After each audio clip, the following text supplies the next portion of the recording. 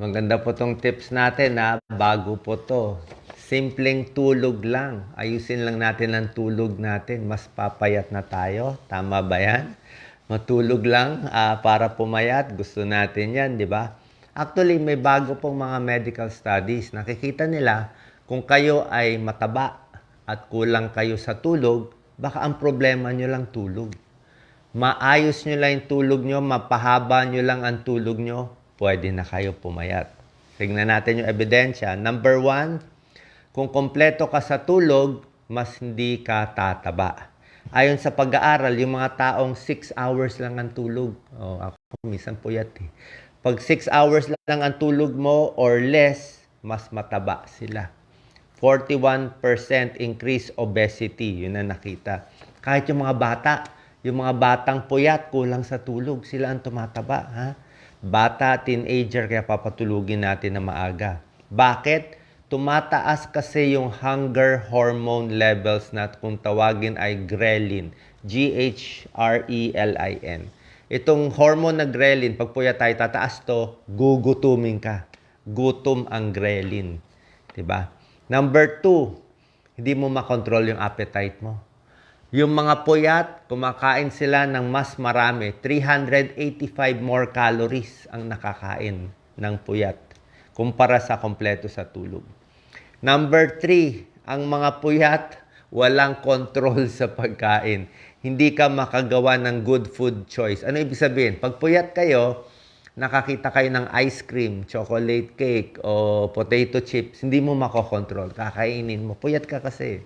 Bawi ka.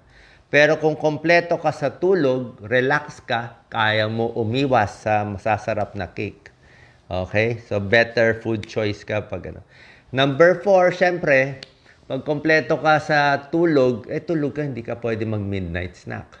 Pero kung alauna ng madaling araw, gising ka pa. O, di ba? So, pag 11 o'clock, 11 p.m., 12 p.m., gugutumin ka na. O, order ka muna, magpapagrab ka ng pizza, ng hamburger. O, di ba? So, dagdag kain ka.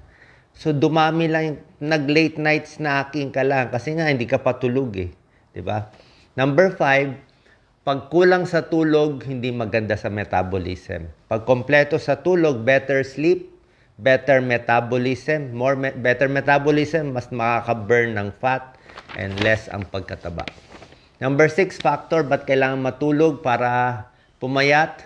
Pag tulog po kasi tayo, tingnan nyo to vicious cycle to eh. Pag kulang ka sa tulog, pagising mo wala kang energy, di ba? Walang energy. Walang energy, hindi ka makaka-exercise. Paano puyat ka eh? Pag hindi ka naka-exercise, hindi ka makakatulog. Hindi masarap pakiramdam mo. Baliktarin natin. Kompleto ka sa tulog. Pagising mo, malakas ka, pwede ka mag-gym, pwede ka mag-exercise. Pag naka-exercise ka, ang sarap ng pakiramdam mo. Ang sarap ng tulog mo sa gabi. So, sleep more, exercise more, tulog more. Okay? Pag tinanggal mo yung tulog mo, binawasan mo, hindi ka makaka-exercise. Ano pa problema ng kulang sa tulog? Slow reaction time. Pwede ka mabangga sa kotse. Less fine motor skills. Hindi ka maka-painting, hindi ka makaayos. Less muscle power pag puyat. Less endurance, hingal kung puyat. Groggy, vertigo, less problem-solving skills. Mababa score sa school, hindi makaisip sa trabaho.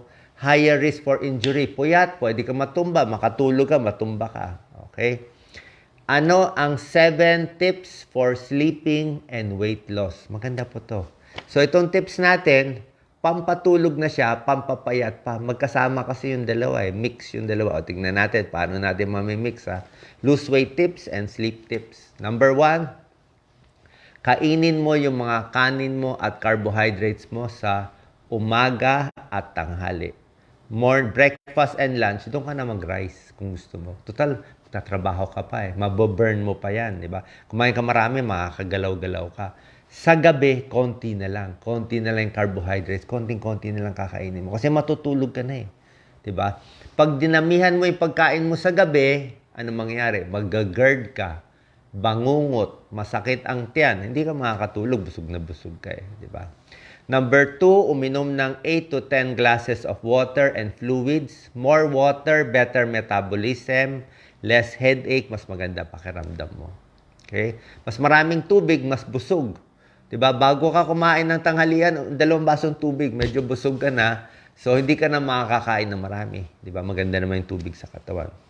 Number 3, yung midnight snack, yung pagkain sa gabi, sa dinner, yan ang pag-iingatan natin, dapat konti lang. Avoid heavy meals sa gabi. Iwas alak sa gabi. Pag alak, di maganda ang tulog. Maha-heartburn ka lang. Iwas soft drinks, junk food sa gabi. Kape. Ang kape kasi may caffeine, 5 to 6 hours ang epekto niyan sa katawan natin. So pag hapon gabi na, huwag ka na magkape, baka hindi ka makatulog. Number 4, pumili ng pagkain na pampaantok sa gabi. Ano yung pagkain pampaantok? Sleep-inducing foods. Yung mga pagkain mataas sa amino acid, tryptophan. Tulad ng saging, manok, itlog, chicken, eggs, banana. Maraming tryptophan yan. Tryptophan promotes relaxation and sleep. Number 5, very important. Dapat madilim ang kwarto mo. Pwede may konting ilaw. Ako meron akong yellow light konti. Pero konting ilaw lang. Mas madilim sa gabi, nagse-secrete yung utak natin, yung katawan natin ng melatonin. Yung melatonin ng pampaantok.